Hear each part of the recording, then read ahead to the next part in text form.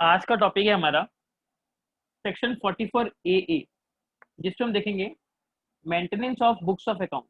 जी हाँ, अगर आपका एक बिजनेस है, हम चैप्टर पढ़ रहे हैं पीजीबीपी, ठीक है ना, profit and gain from business and profession. अगर आपका बिजनेस है या प्रोफेशन है तो सेक्शन 44 ए बोलता है आपको बुक्स ऑफ अकाउंट मेंटेन करके रखना पड़ेगा। तो कब कब मेंटेन करोगे, क्या क्या क्राइटेरिया आपका प्रोविजन बताता है, हम वो देखेंगे। अगर आप वो क्राइटेरिया में फुल अगर आप आ रहे हो तो आपको आपका बुक्स ऑफ अकाउंट मेंटेन करना ही पड़ेगा। अगर आप उस क्राइटेरिया में नहीं आ रहे तो आप अगर बुक्स ऑफ अकाउंट मेंटेन ना भी करो तो भी चलेगा, ठीक है। बट इट इज रिकमेंडेड कि आपका भले ही बिजनेस छोटा क्यों ना हो, आप बुक्स ऑफ अकाउंट मेंटेन जरूर कीजिए। तो चलिए, अगर आपका बिजनेस है तो क्या क्राइटेरिया है, देखिए।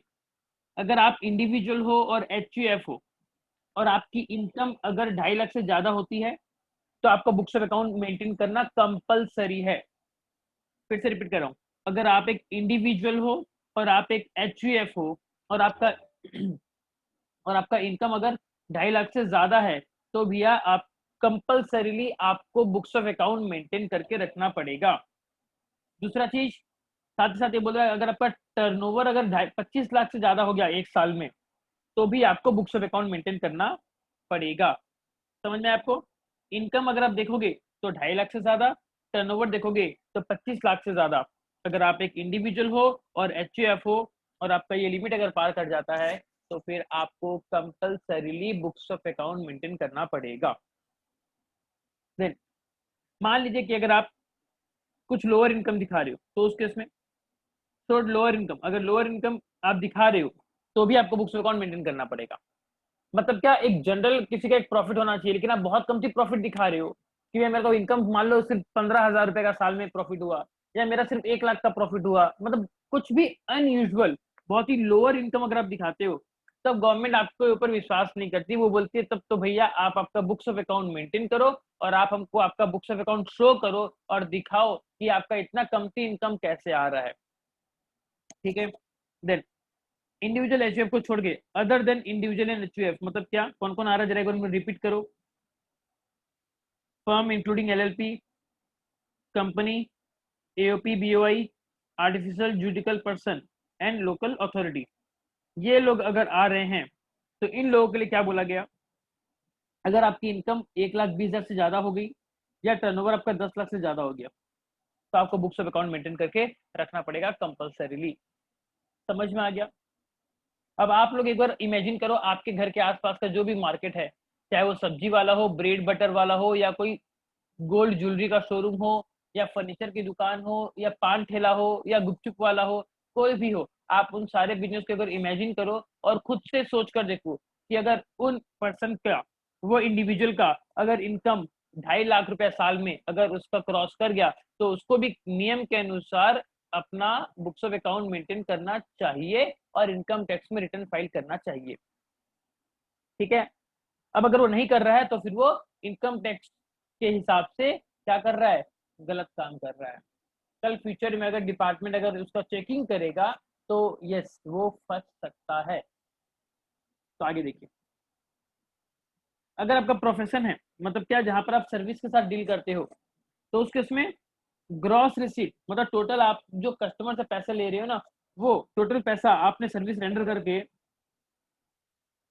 पिछले 3 प्रीवियस ईयर में लगातार अगर आपका 1.5 लाख से ज्यादा हो रहा है तो आपको compulsory books of account maintain करना पड़ेगा। इसका मतलब क्या, इसका मतलब कुछ इस तरीके से देखो, ये आपका करंट वाला प्रीवियस ईयर, ठीक है। इसके पहले का प्रीवियस ईयर 1, 2 एंड 3, अगर इन तीनों साल में आपका जो कस्टमर लोग से पैसे लेते हो वो टोटल आपका 1.5 लाख रुपए से अगर ज्यादा है तो इस साल आपको बुक्स ऑफ अकाउंट मेंटेन करना पड़ेगा कंपलसरीली।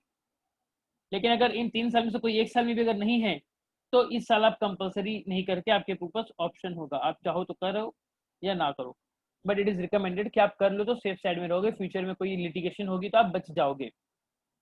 अगर आप लोग बीकॉम के पहले चैप्टर मतलब पहले paper that is financial accounting वो पेपर अगर पढ़े होगे तो उसमें डिस्कस किया गया होगा कि अगर आपका बिजनेस हो रहा है तो इट इज रिकमेंडेड कि आप बुक्स ऑफ अकाउंट मेंटेन करो, ताकि फ्यूचर में कोई भी लिटिगेशन अगर होगी तो आपके पास कुछ एविडेंस होगा, कुछ रिकॉर्ड होगा और वो आपको फ्यूचर में बहुत काम आएगा।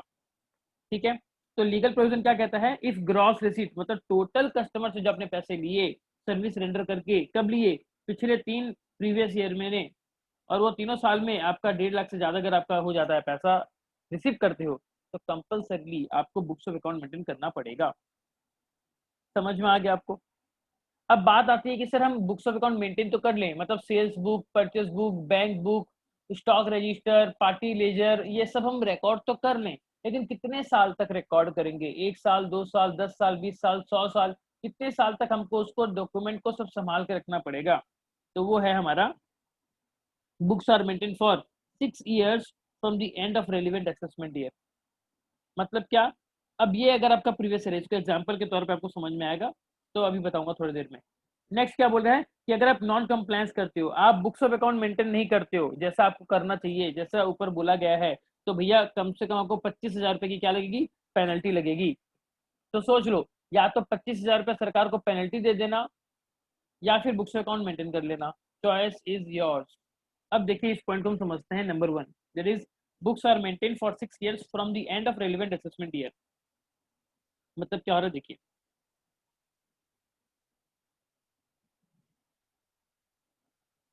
यही पर देखिए,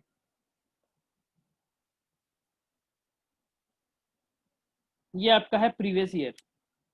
ठीक है, ये क्या बोल रहे हैं, ये प्रीवियस ईयर मान लो 2020-21 जो अभी वाला चल रहा है। ठीक है, 2020-21 जो अभी चल रहा है, ये प्रीवियस ईयर जिस दिन खत्म होगा उस दिन से स्टार्ट क्या हो जाएगा? Assessment year. और ये असेसमेंट ईयर कब खत्म होगा? ये खत्म होगा 31/3/2022। तो जिस दिन वो खत्म होगा उस दिन से 6 years तक, मतलब 22 + 6 28, 31/3/2028, इतने पीरियड तक, मतलब कौन से साल का? साल 2020-21 का, मतलब करंट ईयर का जो डेटा है वो ये 1 साल हो गया प्लस ये 6 साल हो गया। टोटल आपको 7 सालों तक उसको संभाल के रखना पड़ेगा। समझ में आया आपको? क्योंकि फ्यूचर में इट मे बी पॉसिबल कि आप मान लो मीनवेल आप इस किसी साल में होंगे और आपको इस वाले साल का क्या आ जाएगा, एक नोटिस आ जाएगा कि हमको इस साल में कुछ कुछ गलत काम मिला, आप उसको जस्टिफाई कीजिए। तो इसीलिए आपको बोला गया है कि आपको कंपलसरीली 7 साल तो अकाउंट्स मेंटेन करके रखना पड़ेगा। आई होप आपको बात समझ में आ गई होगी। अगर आप मेंटेन नहीं करते हो बुक्स ऑफ अकाउंट, तो भैया स्ट्रेट फॉरवर्ड कम से कम 25,000 रुपए का तो आपको दंड लगेगा ही लगेगा। उसके ऊपर फिर बाद में कोई दूसरा सेक्शन अगर हमको और अलाउ करेगा तो हम पेनल्टी वगैरह भी लगा देंगे आपके ऊपर। क्लियर? यहाँ तक किसको बात समझ में आई प्लीज बताइए।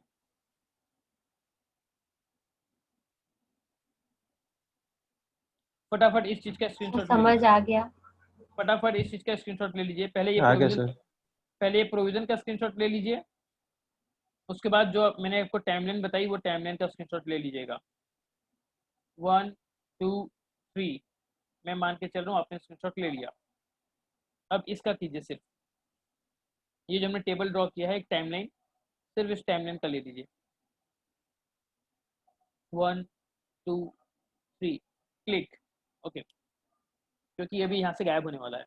लीजिए, ये कर दिया मैंने इसको, टाटा बाय बाय। अब दूसरा इंपॉर्टेंट एक पार्ट आएगा, दैट इज आपका ऑडिट। ऑडिट हम कब करेंगे? ऑडिट हम कब करेंगे? आपने अकाउंट्स तो मेंटेन कर लिया, लेकिन उन अकाउंट्स का ऑडिट करवाना भी जरूरी होता है। तो कौन कौन से बिजनेस ऐसे हैं, ये क्या उसकी लिमिट है, क्या क्राइटेरिया है जो होने से कंपलसरी आपको इनकम टैक्स के हिसाब से ऑडिट करवाना पड़ेगा? ठीक है, जिसे हम एक और नाम देते हैं टैक्स ऑडिट। आपने ये नाम सुना होगा, टैक्स ऑडिट। डिफरेंट बिजनेस वाले हैं जो अपने बिजनेस का क्या करवाते हैं, टैक्स ऑडिट। अगर आप कभी ऐसा कुछ नाम सुनो तो मान के चलिए बात हो रही है सेक्शन 44AB की। 44AB जो कहता है आपको अकाउंट्स का ऑडिट कराना पड़ेगा। लेकिन क्या सारे बिजनेस को हम ऑडिट कराने के लिए बोल दें या कुछ स्पेसिफिक बिजनेस को हम ऑडिट कराने बोले, वो हम अभी देखेंगे।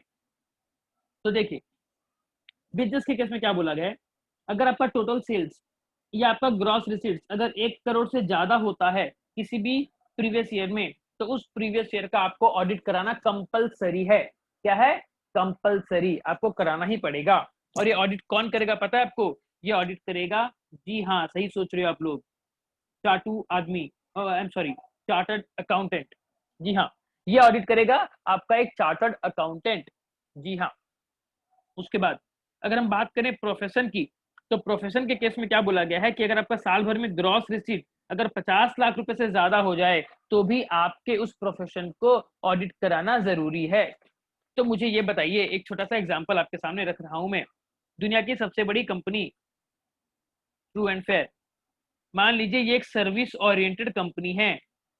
सर्विस ओरिएंटेड मतलब जैसे कि मान लीजिए ये कंपनी जीएसटी का काम करती है, ये कंपनी इनकम टैक्स का काम करती है, मान लीजिए ये कंपनी बहुत सारे लीगल कंप्लायंसेस करवाती है बिजनेस का, या फिर डिफरेंट बिजनेस कंसल्टेंसी देती है। तो इस तरीके से क्या करती है ये कंपनी? सर्विस ओरिएंटेड है। मुझे ये बताइए ईयर 2019-20 में इस कंपनी का टोटल सेल्स मतलब ग्रॉस रिसिप्ट, इसने कस्टमर के ऊपर जो बिल रेस किया उसने उससे मिले सिर्फ और सिर्फ 120 करोड़ रुपए। मुझे बताइए क्या इस साल 2021 में इसको अकाउंट्स मेंटेन करने हैं कि नहीं करने? यस और नो? क्या अकाउंट्स मेंटेन करने चाहिए कि नहीं?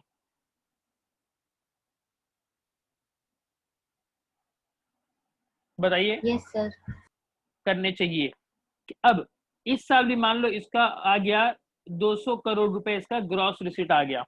मुझे ये बताइए क्या इस वाले पीरियड में दैट इज 21-22 वाले ईयर में इसको ऑडिट कराना चाहिए कि नहीं कराना चाहिए? Yes sir. ऑडिट क्यों कराना चाहिए? क्योंकि ये एक प्रोफेशन वाला एक कंपनी है और इसका यहाँ पर क्या हो जा रहा है, ग्रॉस रिसीट 50 लाख से ज्यादा हो जा रहा है। लेकिन मान लो चलो कि ये सर्विस ओरिएंटेड के साथ साथ एक गुड्स के साथ भी डील करती है, या फिर इसको हम बोले एक सेपरेट कंपनी है, तो कंपनी है और इसका बिजनेस भी है, सर्विस भी, दोनों मिला मूली कर है, तो उस केस में हम ये वाला सीन भी ले सकते हैं। अगर 1 करोड़ से ज्यादा हुआ तो ऑडिट कराना है। यहाँ तो भैया भर भर के 1 करोड़ आ गए, यहाँ पर तो पूरे 200 बार 1 करोड़ रुपए आ चुके हैं, तो हेंस इट इज मैंडेटरी कि इस वाले कंपनी को ऑडिट भी कराना चाहिए। तो आप लोग बताइए आपको क्या लगता है, क्या true and fair accounting solutions अपना ऑडिट करवाता होगा? क्या true and fair accounting solution अपना अकाउंट्स मेंटेन करता होगा? अगर आपकी क्या राय है आप हमको कमेंट बॉक्स में नीचे लिखकर बताइए। चलिए अब आगे देखते हैं और किसको ऑडिट कराना पड़ेगा। Businesses refer to under section 44 AD AE AF, ये आपका डील करता है प्रिजम्पटिव टैक्सेशन के साथ। प्रिजम्पटिव टैक्सेशन ये थोड़ी देर बाद हम डिस्कस करेंगे इसको। तो ये बोल रहा है कि ऐसे बिजनेस जो प्रिजम्पटिव टैक्सेशन में फॉल करते हैं और वे लोग क्या डिक्लेयर कर रहे हैं, they are declaring lower income. अगर वो कमती इनकम बताते हैं तो सरकार भी चाहती है कि भैया अगर आपका कमती इनकम हुआ तो चलो भैया आप हमको प्रूफ करके दिखाओ, आप हमको डॉक्यूमेंट दिखाओ, हम उसको वेरीफाई करेंगे कि आप सच सच बोल रहे हो कि झूठ झूठ बोल रहे हो। समझ में आ गया आपको? बहुत ही सिंपल सा डिस्कशन है। उसके बाद जाओ हम अकाउंट्स मेंटेन नहीं करते, आपको जो करना है कर लो, जाओ हम ऑडिट नहीं कराते, आपको जो करना है कर लो।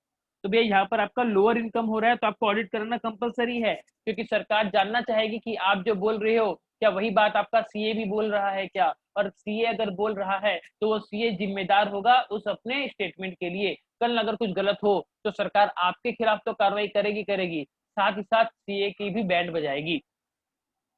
अब आगे देखिए, चलिए आप ऑडिट नहीं कराते, जिसको जो करना है कर लो, ना बाबा ना, ऐसा बोलोगे तो आत्मनिर्भरता खत्म हो जाएगी सारी आपकी। यहाँ पर क्या बोल रहा है देखिए इधर, पेनल्टी, जी हाँ, कितना, अगर आपने ऑडिट नहीं कराया, अगर आपको कराना था तो आपको पेनल्टी देना पड़ेगा, कितना, 1.5 लाख रुपए, या फिर 0.1% ऑफ सेल्स, 1.5 लाख रुपए या फिर 0.1% ऑफ सेल्स, इतना आपको देना पड़ जाएगा पेनल्टी। दूसरा, जो रिपोर्ट होगी आपकी वो कौन होगी, वो कैसी होगी, ऑडिट रिपोर्ट कहलाएगी, और वो ऑडिट रिपोर्ट कौन करेगा, सीए करेगा। कब तक कराओगे, on or before 30 September of relevant assessment year. जी हाँ, देखिए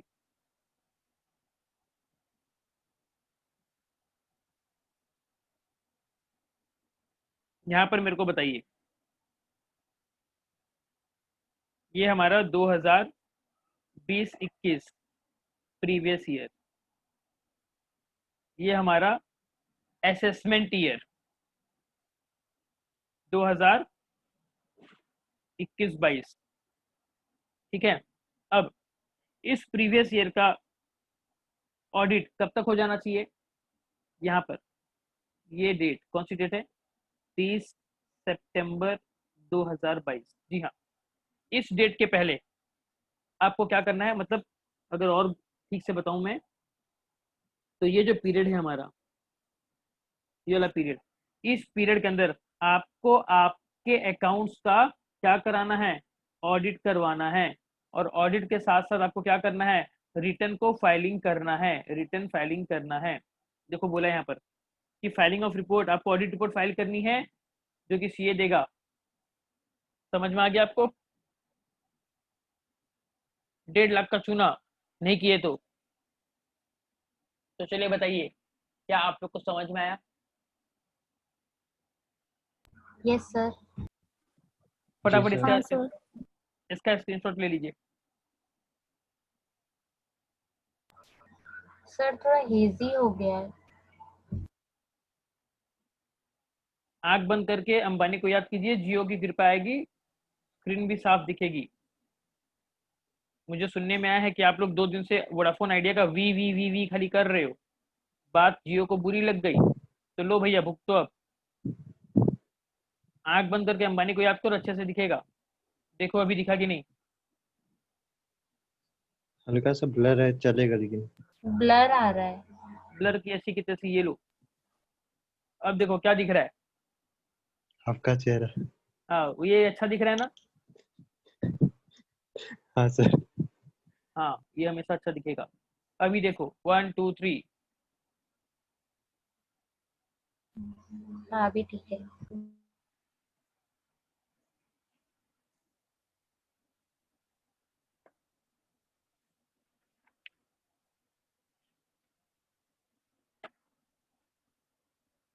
तो चलिए मुझे बताइए आप लोग, क्या अकाउंट्स मेंटेन करना जरूरी है सभी बिजनेस के लिए? नहीं। कब जरूरी है? जब हम लिमिट चेक करेंगे। बिजनेस के लिए अलग लिमिट, प्रोफेशन के लिए अलग लिमिट। क्या क्या था? इसको भी मिटा दूं क्या मैं? ये फाइल वैसे मैंने आपके साथ शेयर की है ऑलरेडी, आप लोग अगर स्क्रीनशॉट ना भी लो तो चलेगा। 2 दिन पहले आप लोग व्हाट्सएप चेक कीजिएगा, मैंने ये फाइल व्हाट्सएप में आपके साथ शेयर कर दी थी। और ये जो फाइल है, ये मैंने रेफरेंस पर्पस से ली है, मुझे टेलीग्राम चैनल से ये फाइल मिली। ये फाइल के कंपोजर जो है वो CACS विजय साडा सर हैं। ये बहुत एक अच्छे फैकल्टी हैं डायरेक्ट टैक्स के, जो वी स्मार्ट एकेडमी पुणे में पढ़ाते हैं। मुझे ये फाइल टेलीग्राम चैनल से मिली, तो रेफरेंस पर्पस के लिए मैं ये यूज कर रहा हूँ ताकि आपको समझ में आए। इस फाइल को बनाने में मेरा कोई भी योगदान नहीं है, बट कंटेंट बहुत अच्छा है। अब देखिए आगे।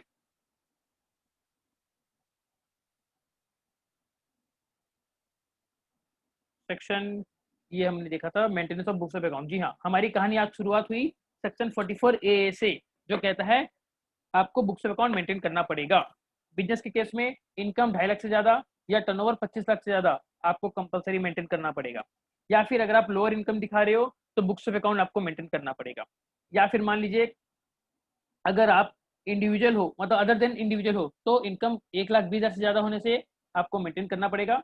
और टर्नओवर अगर 10 लाख से ज्यादा है तो भी आपको मेंटेन करना पड़ेगा। समझ में आ गया आपको? देन प्रोफेशन की अगर बात करें, तो अगर आपका पिछले 3 सालों से लगातार अगर 1.5 लाख से ज्यादा अगर आपका ग्रॉस रिसीट हो रहा है तो इस साल आपको बुक्स ऑफ अकाउंट मेंटेन करना पड़ेगा। अगर नहीं करते हो तो भैया 25,000 का दंड आपको देना पड़ेगा। कब तक रखोगे? 7 साल तक। 7 साल तक आपको रखना पड़ेगा। कैसे 7 साल? यहाँ पर क्या लिखा है, वर्डिंग्स पढ़ो। 6 years from the end of relevant assessment year, मतलब ये मेरा प्रीवियस ईयर, इसका ये असेसमेंट ईयर, ये यहाँ खत्म हो रहा है, उसके बाद 6 साल, मतलब इस प्रीवियस ईयर के लिए 1 साल प्लस 6 साल, टोटल 7 साल। तो इस तरीके से 7 साल आपको मेंटेन करके रखना पड़ेगा। दूसरे लेवल पे जब हम आगे गए, हमको मिला ऑडिट ऑफ अकाउंट्स। ऑडिट, जी हाँ, एक चार्टर्ड अकाउंटेंट आएंगे और आपके अकाउंट्स का ऑडिट करेंगे। और वो ऑडिट करके उसको क्या करेंगे, उसको रिटर्न ऑफ इनकम के साथ, आपका जो रिटर्न ऑफ इनकम है मतलब इनकम टैक्स रिटर्न, उसके साथ फाइल करेंगे। किस किस को टैक्स ऑडिट कराना है? हाँ, इसका दूसरा नाम क्या है? इसका दूसरा नाम है टैक्स ऑडिट। अगर आप एक चार्टर्ड अकाउंटेंट हो तो आप टैक्स ऑडिट कर सकते हो। बिजनेस के केस में अगर बिजनेस का टर्नओवर कितना है, 1 करोड़ से ज्यादा है, तो कंपलसरी टैक्स ऑडिट करना पड़ेगा। या फिर अगर आपका प्रोफेशन है और आपका इनकम 50 लाख से ज्यादा है तो आपको क्या करना पड़ेगा? टैक्स ऑडिट करना पड़ेगा। अगर आपका प्रिजम्पटिव बेसिस वाला बिजनेस है और आप लोअर इनकम दिखा रहे हो तो भी आपको क्या करना पड़ेगा? टैक्स ऑडिट कराना पड़ेगा। देन अगर आप नहीं करवाते हो तो 1.5 लाख का जुर्माना या 0.01% ऑफ सेल्स आपको देना पड़ेगा। और साथ ही साथ ये बोला है कि जो सीए होगा वो सीए ऑडिट रिपोर्ट देगा आपको और उसको फाइल करेगा on or before 30 September of the relevant assessment year. इतना सब कुछ हमने देख लिया। अब एक अच्छा टॉपिक आ रहा है, वो आपका प्रिजम्पटिव बेसिस। वो आ रहा है आपका प्रिजम्पटिव बेसिस का। तो चलिए अब उसको देखते हैं। सेक्शन 44 ए डी एंड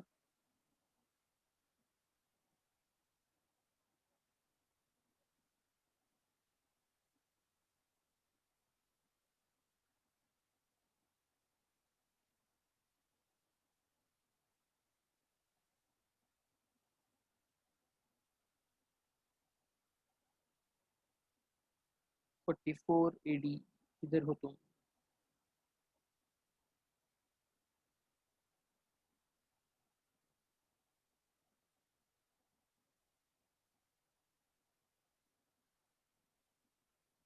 देखिए कुछ कॉमन पॉइंट, फिर इसका होगा तो मैं डिटेल में भी डिस्कस कर दूंगा। 44 AD and AE, presumptive basis of taxation. यहाँ पर क्या कर रहे हैं? देखो वर्ड क्या है? From the word presume, from the word presume हमको मिला प्रिजम्पटिव। जहां पर आप क्या करते हो, आप normal books of account maintain नहीं करते हो डिटेल में, ठीक है? और आप ज्यादा डिटेल जा भी नहीं सकते। क्यों नहीं जा सकते? क्योंकि आप छोटे व्यापारी हो, ठीक है? आप छोटे व्यापारी हो और आप ज्यादा डिटेल में नहीं जा सकते। तो उस केस में गवर्नमेंट क्या बोलती है कि आप सिंपली आप हमको आपका टर्नओवर बता दीजिए कि आपने साल भर में कितने रुपए का माल बेचा। हम क्या मानेंगे? इस टर्नओवर का मान लीजिए 6% आपका प्रॉफिट होगा और बस आप उसको प्रॉफिट बता दो। मतलब क्या? आप बता दो कि आपका टर्नओवर हुआ था 1 लाख रुपए। अगर आपका टर्नओवर अगर 1 लाख हुआ तो हम मान के चलेंगे कि उस 1 लाख के पीछे आपने कम से कम 6,000 रुपए कमाए हैं। तो आप 6,000 रुपए को अपना इनकम बता दो और अपना इनकम टैक्स रिटर्न फाइल कर दो। बस इतना सीधा साधा सा ये बात बोलता है। लेकिन आप बोलोगे कि नहीं सर मेरा 6,000 नहीं, मेरा तो 3,000 इनकम हुआ, यानी कि जितना इनकम होना चाहिए था उससे आप लोअर इनकम दिखा रहे हो, तो हैंस इस वाले केस में आपको क्या करना पड़ेगा? इस वाले केस में भी आपको ऑडिट करना पड़ेगा। आई होप आपको मेरी बात समझ में आ गई होगी। बताइए क्या आपको इतना समझ में आया?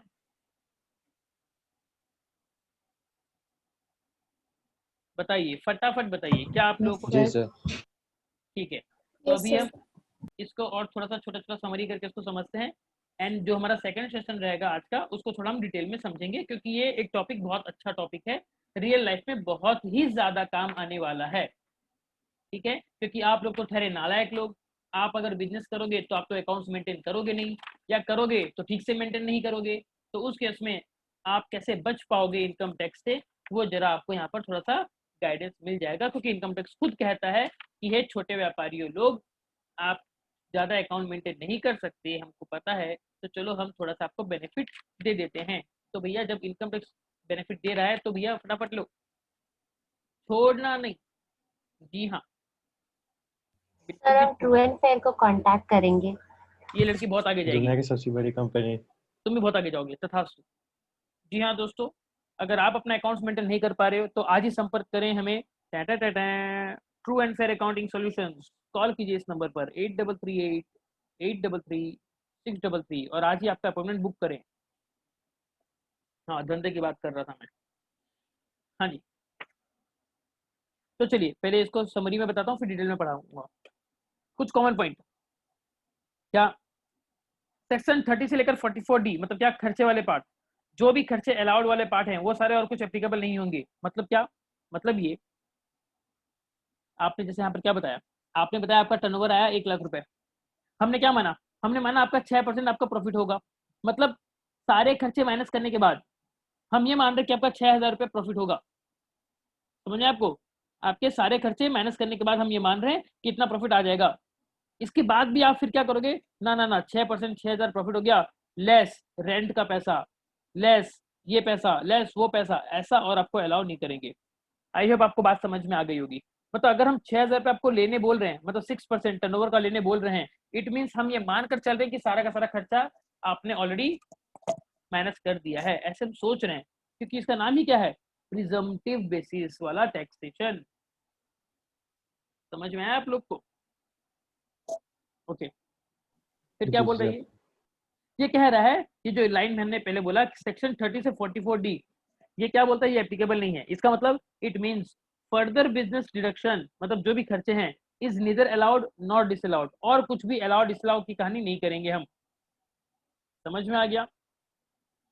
देन लेकिन किंतु परंतु बंधु, other income can be added, अगर कुछ और दूसरा इनकम अगर है तो हम उसको यहाँ पर ऐड कर सकते हैं। क्यों ऐड करेंगे, क्योंकि अगर हम इनकम को ऐड करेंगे तो आपकी इनकम बढ़ेगी, इनकम बढ़ेगी तो सरकार का टैक्स बढ़ेगा, सरकार बहुत चालू है।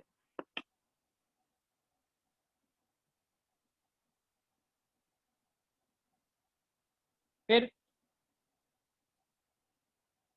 जी हाँ, एडवांस टैक्स एप्लीकेबल होगा इस केस में। मतलब क्या, मतलब ये देखिए, मैंने आपको बताया था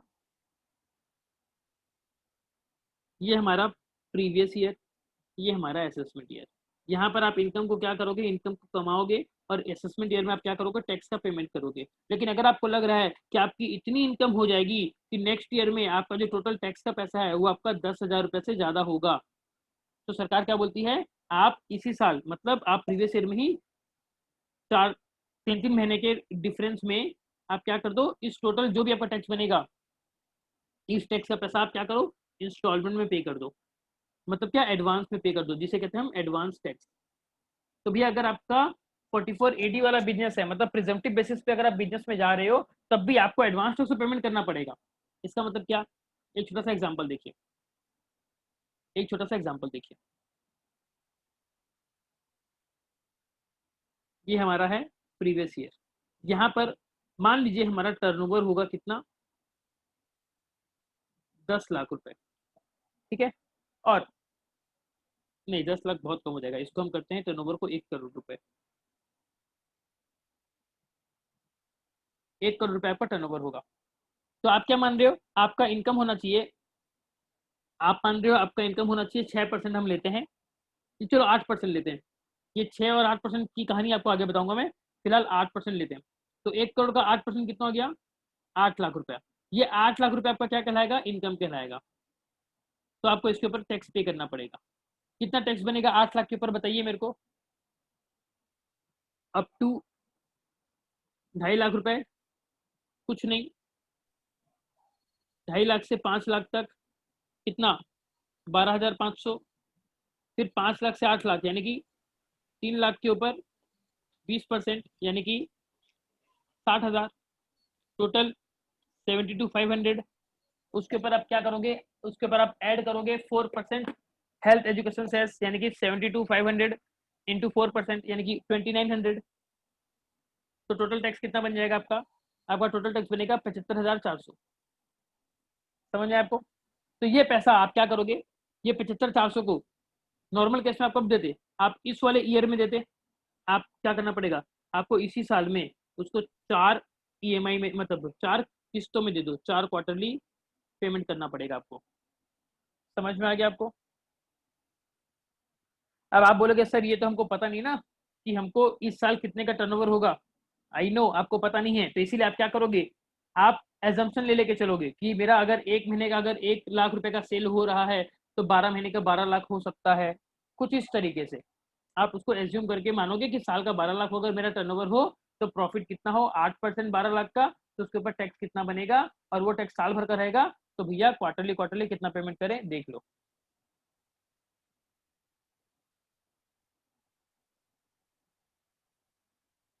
ये था आपका एडवांस टैक्स एप्लीकेबल वाला पार्ट, ठीक है। उसके बाद अगर आप प्रिजम्पटिव टैक्सेशन नहीं लेना चाहते, आप बोलते हो कि मैं तो रेगुलर इनकम टैक्स में जाना चाहता हूँ और रेगुलर सारा का सारा हिसाब किताब मेंटेन करूंगा और अपना बुक्स ऑफ अकाउंट फाइल करूंगा और रिटर्न की इनकम टैक्स का जमा करूंगा, अगर आप ऐसे करते हो, मतलब आपने अगर इससे बाहर निकला, प्रिजम्पटिव टैक्सेशन से हट के नॉर्मल टैक्सेशन में आ गए, तो कम से कम आपको 5 साल तो उसको चलाना पड़ेगा, आप दोबारा से नहीं जा सकते प्रिजम्पटिव बेसिस पे। मतलब क्या, मतलब ये कुछ इस तरीके से, ईयर 1 2 3 4 5, अगर आपने यहाँ पर प्रिजम्पटिव टैक्सेशन लिया है तो यहाँ पर भी लोगे प्रिजम्पटिव टैक्सेशन, यहाँ भी लोगे, ऐसे कंटिन्यू चलते रहेगा, ठीक है। लेकिन मान लो अगर आपने इस साल आपने क्या किया, नॉर्मल टैक्सेशन लिया, आपने प्रिजम्पटिव बेसिस को काट दिया, तो इट मीन्स 1 साल 2 साल 3 साल 4 साल और एक 5 साल, इतने साल तक तो आप दोबारा से प्रिजम्पटिव पे नहीं जा सकते। कब जाओगे, 7th ईयर में आप फिर से प्रिजम्पटिव टैक्सेशन वाला पार्ट में जा सकते हो। समझ में आ गया आपको, बताइए समझ में आया आपको? जी सर। चलिए ठीक है, फिर यहाँ लेते हैं छोटा सा ब्रेक, ब्रेक के बाद फिर क्लास को आगे बढ़ाते हैं।